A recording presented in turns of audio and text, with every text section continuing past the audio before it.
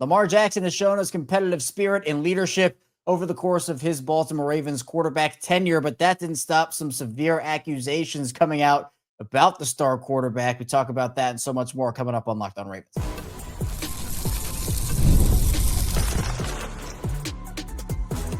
You are Locked On Ravens, your daily Baltimore Ravens podcast. Part of the Locked On Podcast Network, your team every day.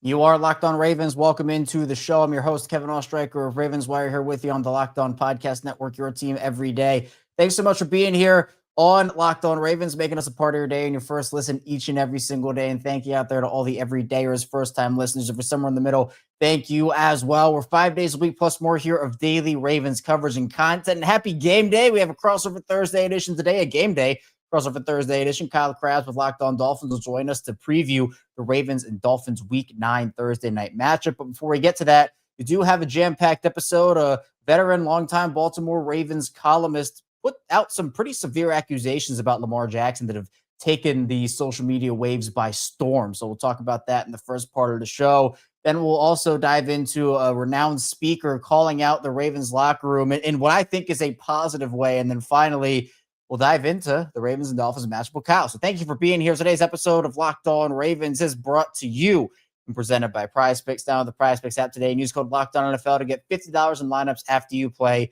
your first $5 lineup. Now, longtime Baltimore Ravens columnist made some pretty severe accusations about Lamar Jackson. And again, it's already been put out there. People are talking about it all throughout Baltimore. And honestly, it's started to even pick up nationally a tiny bit here, at least from what I've seen. And Mike Preston over at the Baltimore Sun, he's been there for a while. And look, I've never interacted with Mike. I've never had a conversation with Mike, but I do know that Mike can be controversial with what he has to say. And so he has a podcast with Jerry Coleman, the Be More Sports podcast. And there's been all this controversy about Lamar Jackson and the injury situation and Lamar and the Ravens. And he said, quote, "I'm very comfortable in saying Lamar tapped out. I feel very good and very strong about that. He didn't want to play. Why he didn't want to play, I don't know. I don't have the slightest idea, and I'm not going to try to get into that mind of his. Maybe it's because they played 2 games in a row. I do know that he just said, hey, I'm not ready to play. Maybe he talked to the medical staff. He was cleared to go out and play. We all know Lamar plays by his own rules. He does whatever he wants whenever he wants to do it. That's the way that system has worked with him. That's why I suggested at one point, if the Ravens don't like what he's done and he doesn't want to play, then go consider a trade at the end of the season. He's in his 8th year and he's kind of slowed down a little bit. He's still a superstar, et cetera, et cetera. And these are very serious things to say about somebody, especially in the professional sports world, of essentially quitting on your team. And Mike doesn't back it up. There's no proof at all that Lamar did this or has done that. In fact, there's proof in the opposite direction of Lamar with what he has shown with his actions, showing he's a leader, showing he's competitive, showing he cares about his teammates and his coaches and the city of Baltimore. And, he says, I'm very comfortable in saying Lamar tapped out, but then saying why he didn't want to play, I don't know. That's very much well, I'm just going to say this and, hope that people believe me and stuff. And so he said, I do know that he just said, hey, I'm not ready to play. But it's also okay. I think that if Lamar says, hey, my body's not ready, his body's not ready. That's what Lamar said on the podium on Tuesday. It is up to him, right? His body has to feel good enough to play. And if it doesn't, then the organization can't tell him anything. It's up to him. If he's not healthy, he's not healthy. And that's just what it is. But saying stuff like this is pretty reckless. So, it's a tough situation because obviously your star quarterback, you want him out there, but it's a no-brainer to me that if Lamar does not feel healthy or he doesn't feel comfortable going out there and he wants to listen to his body, then that's okay. The Ravens also, there was an article from the Baltimore Sun. They had a motivational speaker, a renowned speaker, come speak to the team, and he essentially called out the Ravens, but did it in a very positive way, I thought. I thought the way that he delivered his messaging, he wasn't trying to be all mean and rude and, hey, this.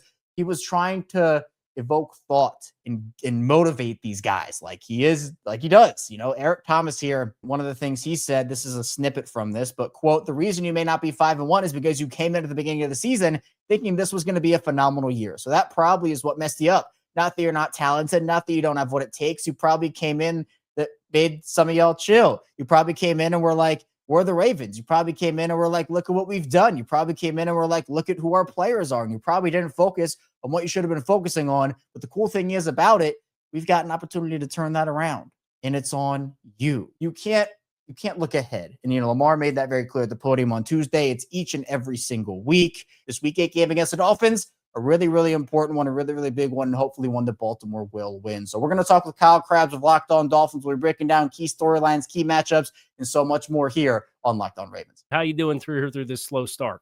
Yeah, it's good to see you, Kyle. I know it feels like these two teams play almost every single year. And obviously the Ravens like that because they have so many guys from South Florida on their team, with Lamar Jackson obviously being the main. I mean, you would have to, Lamar Jackson would have to be like out for the season not to play in this game because he loves going back and playing in Miami, seeing his friends and family, and a lot of the guys do too. But you're right, it hasn't been the season that a lot of people here in Baltimore have expected or wanted. And the fact that the Ravens picked up a big win against Chicago without Lamar, it was Tyler Huntley who led them to that victory.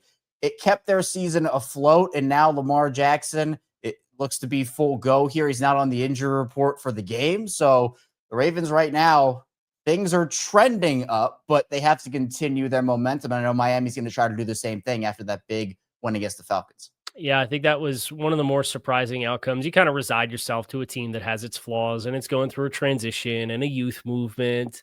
And then you have a game like that on the heels of getting absolutely smoked by the Browns the previous week. And you say, hey, where's this team been all season? And I think it, if nothing else, it adds a lot of intrigue for what Dolphins team is going to show up for this game, where the game in Cleveland, it's obviously a road game, but it's outdoors, it's wet. It kind of felt like the team had a few narrow losses where a play here, a bounce of the ball there, Achane steps out of bounds against the Patriots. That's the difference in that game. You throw a pick in the final 3 minutes going down to tie against Buffalo. You blow a 17-0 lead, but you take the lead in the final 3 minutes and the defense can't hold it against the Panthers. You take the lead with 50 seconds left against the Chargers, and they can't hold that, right? So it's close loss, close loss, close loss. I think the Browns game, it sounds like from inside the locker room, was kind of the straw that broke the camel's back, where everybody kind of had to stop, look each other in the eyes, look at themselves in the mirror, and kind of say, hey, at some point, it's not just, hey, this is keep plugging away, keep doing what you're doing. You had to change some things. And I think that was what was really eye-opening for Miami, was just stylistically and offensively, they called a different game. Mike McDaniel had never called as many gap scheme runs in a single game as he called against the Falcons, and it really helped pick up. And I think that's one of the interesting things about this matchup, where obviously Baltimore, when they have the ball, they should feel great about their chances to move the ball. But Baltimore on the defensive line, Nnamdi Madubuike banged up or on injured reserve, that the vibes on that injury, I don't know what you know or don't know about it, but for me, just trying to keep tabs on it, John Harbaugh has been very negatively cryptic about it. And then the trade of Odafe Owe. So lots of storylines, I guess, on that Ravens defensive line. I'd love to hear you kind of dig into a little bit. Yeah, Nnamdi's injury is certainly a scary one. I mean, whenever you hear neck injury, and it's very cryptic, like you said, and essentially John Harbaugh's kind of outlined that he would rather Nnamdi talk about it than him. Yeah. He doesn't want to, disclose anything there. That always gets you nervous, and not even just from a football perspective, but for Nnamdi as a human and just his life. I mean, neck injuries are nothing to mess around with, not just from a sports perspective, but they can severely impact your life. So I'm hoping Nnamdi's okay there, but Kyle, is still the Ravens sack leader, and he hasn't played since week 2. So that's kind of where the Ravens are in the sack department. Mike Green got on the board with his first career sack early against the Bears and Caleb Williams in week 8. But they only have 3 outside linebackers on their roster right now. And I know we were talking a bit before the show about maybe after this week, these two teams get together and make a deal, because I know Miami has some pass rushers that could be available and could be moved. So this could be an audition of sorts for some of those guys in week number 9. But I think that for the Ravens and their defensive line, it's just been really hard because they haven't been able to generate pressure with 4 consistently. And they also weren't able to do it blitzing. But I think what we saw from Zach Orr in week number 8, they had the bye week, and something that Zach Orr said was they were really working on their pressure looks, their blitzes, and we saw them be a lot more aggressive against the Bears in week number 8, where they were rattling Caleb Williams. They only had 1 sack in the box score, but there were multiple intentional grounding penalties. They were making Caleb Williams move around in the pocket and getting quick pressure on him that forced him to make some tough decisions and tough throws. Nate Wiggins is able to pick off Caleb Williams and force a turnover, which the Ravens have barely been able to do this season. So the D-line for them, it's going to be about manufacturing pressure. Guys like Travis Jones can win very quickly. Mike Green can win very quickly. Kyle Van Noy, who seems like the ageless wonder over there in Baltimore right now. I know Dolphin legend, I guess, right? Yeah, I love Kyle. It was a short stint, but I love Kyle. He's a good player. I mean, he came off the couch 2 years ago for the Ravens, and he's still making plays. So they still have a long way to go. I think, look, the win against the Bears was impressive. To me, it gave me a lot of confidence that, especially with their schedule softening up, they can make a run. But they have a Dolphins team that, again, is coming off an impressive win against the Falcons. But both these teams, like you mentioned, don't really have enough time to celebrate this because you got to turn around on a short week. And defensively, that's kind of been the key for the Ravens, where even just getting stops on first down is going to be important for them. And for the Ravens' run defense this season, they've improved it, but they're still 26th in the league in terms of yards per attempt given up at 6.7. So you don't want to let, AJ and all these guys get going early. You want to be able to put the Dolphins into second and long, third and long situations. We're going to probably get to that in terms of keys and other storylines to watch later in the show. But Baltimore's defensive line, it's guys like John Jenkins, who was kind of an unsung veteran hero in that group. Tavius Robinson, unfortunately, he is on IR with a broken foot. So they're having to turn to guys like a David Ajabo, who has been disappointing so far, unfortunately, with the injury situation coming out of college at Michigan and other things as well. So I'm curious because I know, Kyle, for Tua in particular, it's been a little bit of a journey this season for him trying to figure out things. I know he's had high turnover game. You mentioned that Browns game being the game that kind of got everybody woken up and said, hey, we really got to fix things here. But what was the biggest shift for Tua in the Falcons game compared to what we had seen earlier? And how can he continue his momentum against the Baltimore defense that still is trying to figure some things out, but is starting to stack some positive momentum? Yeah, I think the big adjustment has been life without Tyreek Hill. The way that teams uniquely have approached the Dolphins, it's almost like teams had their regular game plans, and then, hey, we're playing Miami with Tyreek Hill and Jalen Waddle. The template is out there on how to play them to minimize the explosive games and how you want to kind of play that game. That's kind of gone out the window. The Dolphins talked about, we have to spend a lot of the early portions of games trying to figure out just how teams are going to play us versus their norms. And I think that moving target, the disruption of that has forced some challenges with getting into the flow of some games. And all season long, whether it was with or without Tyreek Hill, Tua Tagovailoa, notoriously known for quick triggers and getting the ball out of his hands, he ranked outside the top 10 in average time to throw up through week 8 and was holding on to the football longer. And it looks like was trying to work more fuller field progressions, and the offensive line spending more time under tension with their pass protection stuff. That all went out the window in week 8 against the Falcons. He was back to number 1, according to Next Gen Stats, with how quickly the ball was getting out of his hands.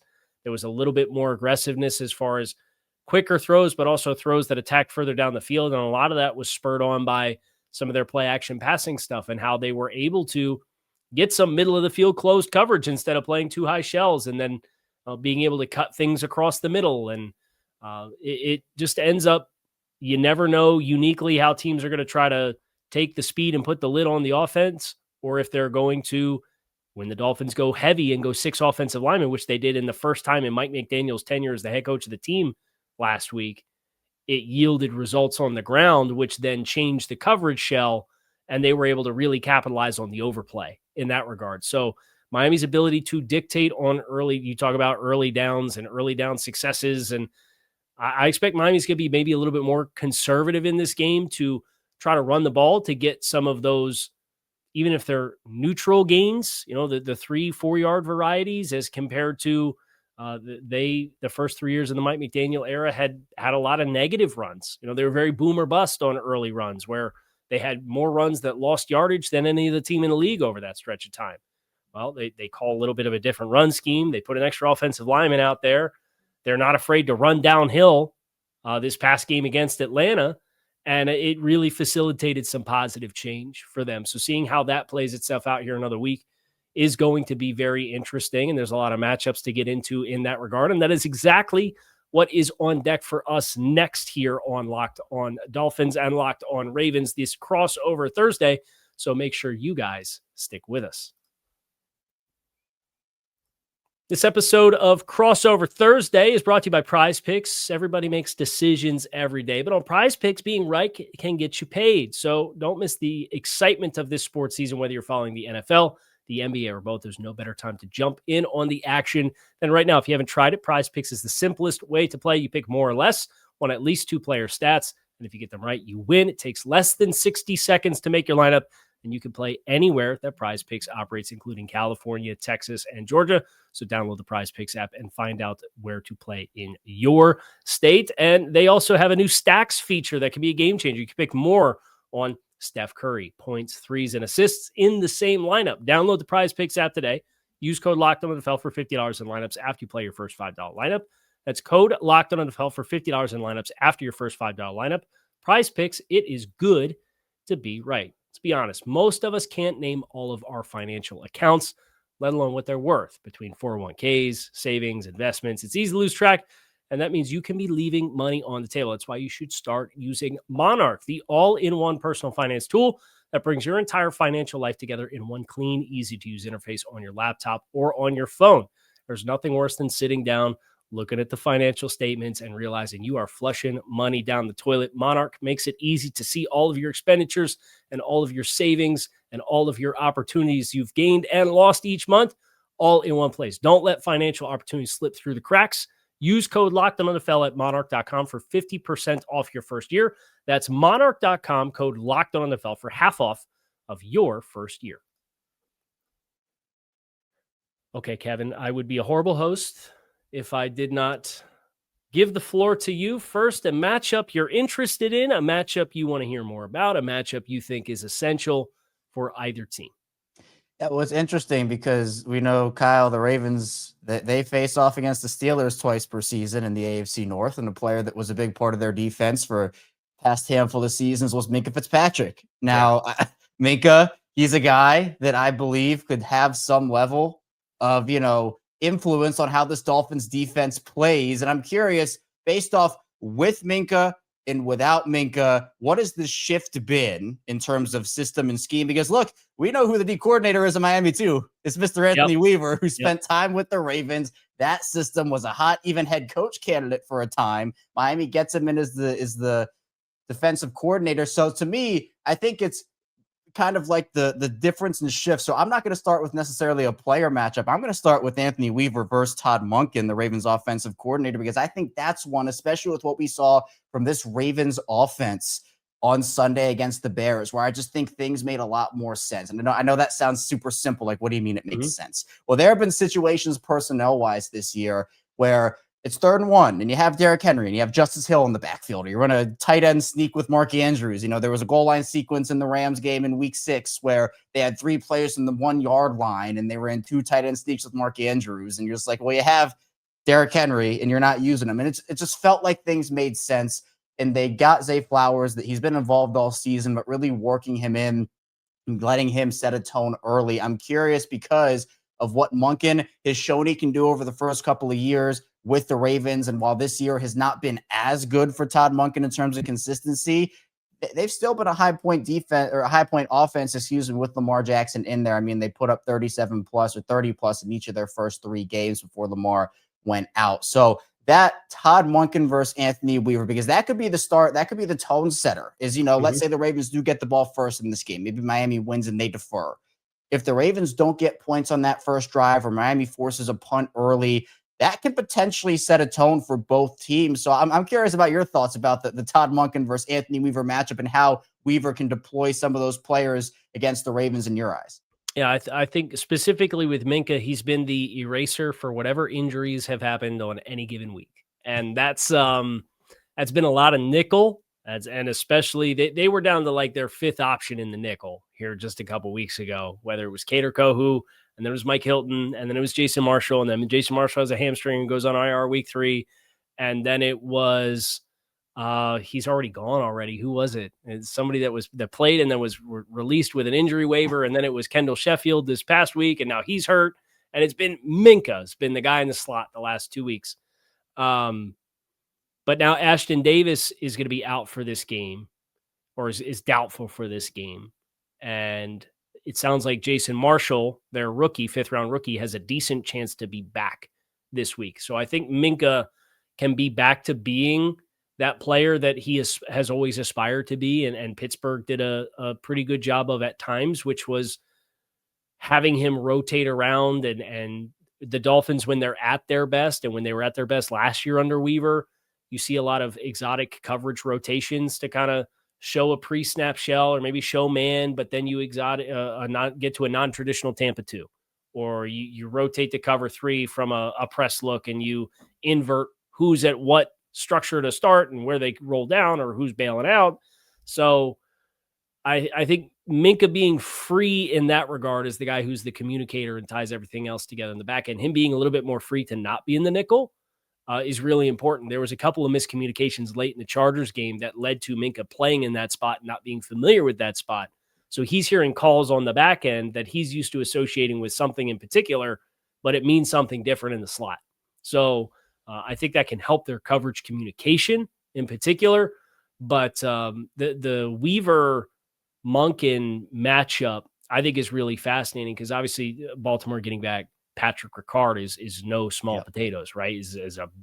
He's a dude. And I think Derrick Henry is averaging like 2/3 of a yard more before contact when Ricard is on the field versus when he's off the field in his Ravens career. Like, that's how big of a difference that can make at times. And I already saw him running people over in the Chicago game. It was like, oh boy, I can't wait till we get signed up for this one. So I think when Miami has a chance to get into their odd front base when Baltimore loads up, I think that's where they probably match up best against Baltimore. So I'll be really interested. Does Monken go with more 12 or 11 personnel to try to facilitate the sub package groups? And what's Miami's answer there? Who is in the nickel? If Ashton Davis is out, is that Jason Marshall?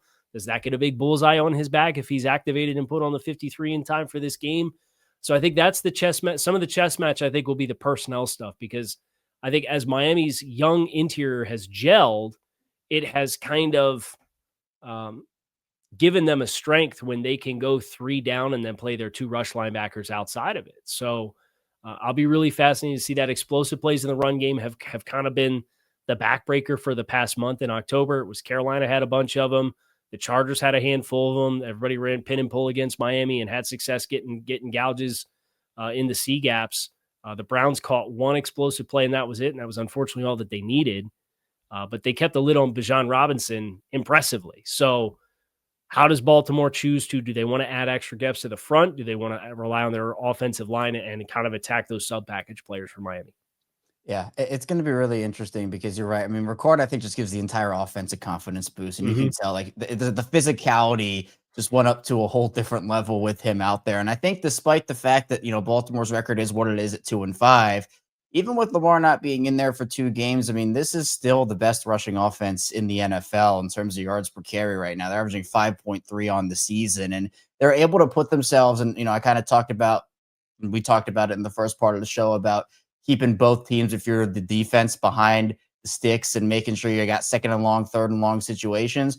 Baltimore's really good with especially Derrick Henry and Ricard out there, just picking up like 4 yards on first down, 5 yards on first down. And that's such a difference. I think it's kind of an underrated aspect of a game where if you're 2nd and 9, 2nd and 8, 2nd and 10 the whole game, it puts you in so many different not great situations where you have to call your system or your offense differently. For Baltimore, I mean, they can just go 5 yards on first down, 4 yards on 2nd down, 3rd and 1, run with Henry, and there's a first down. So I think that matchup is going to be intriguing. Obviously, up front, Baltimore's offensive line has had certain struggles this season, the guard spots in particular. Daniel Falele and Andrew Voorhees both grading out pretty low in terms of guards across the league right now, and that there's a lot of Ravens fans right now that want them to trade for Kevin Zeitler, who's in Tennessee right now, bring him back and plug him in there, because I think You've even seen Roger Rosengarten regress a bit from his rookie season. Ronnie Stanley has been pretty solid when he's been in there, but he's had to leave games with injuries, and he's been kind of in and out of the lineup this season. So,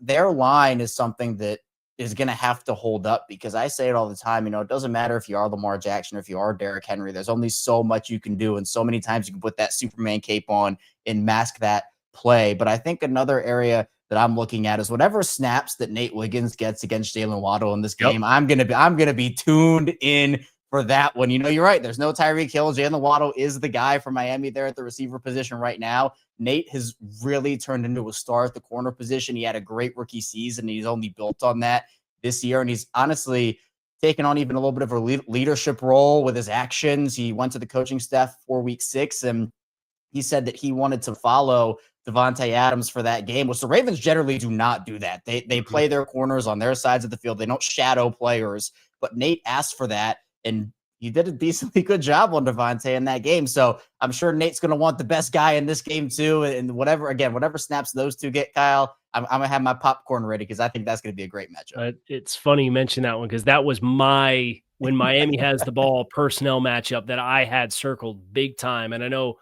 Baltimore has a fairly high cover one and man coverage matrix relative to some of the other teams across the NFL with how high they run man coverage. And that's been where I think Waddle has a top 6 yards per route run versus man coverage metric in the NFL this season. So it's kind of strength on strength and good on good. And there's going to be a big time entertainment value that you might catch me watching more of the Prime Vision version of the broadcast than I normally would, just to be able to zoom out and see it, because that's going to be some can't miss TV. And we're going to get into the keys to victory next here on this crossover Thursday edition here on Locked On Dolphins, Locked On Ravens. Make sure you guys stick with us. Mazda crafts cars for those who do more than simply move. Mazda delivers confidence with every ride, including more IIHS Top Safety Pick Plus awards than anyone else as of August 2025. From footwork to breathwork, athletes sweat every detail. Fans will be sweating this game and all of the details that we are breaking down here on the show. Mazda brings that same intention to detail with how they craft every model. You can feel the Japanese craftsmanship in every detail, from the metallic accents to the available Nappa leather upholstery. And with all-wheel drive available in every crossover SUV, you could drive with confidence through almost any season, including football season. Like our players, we sweat every detail, because when you make every move count, impossible becomes irrelevant. Mazda, move and be moved. As we do on these crossovers, 3 keys to victory for each team. It sounds like we're going to share one, which is first down success rate on defense and offense, and who wins that battle, because that's absolutely on my list. What else, Kevin, is on your list for the keys to victory here for Baltimore? Yeah, I'm going to stick with some down success rate and say third down for Baltimore, especially defensively, is going to be key. You need to get Miami off of the field.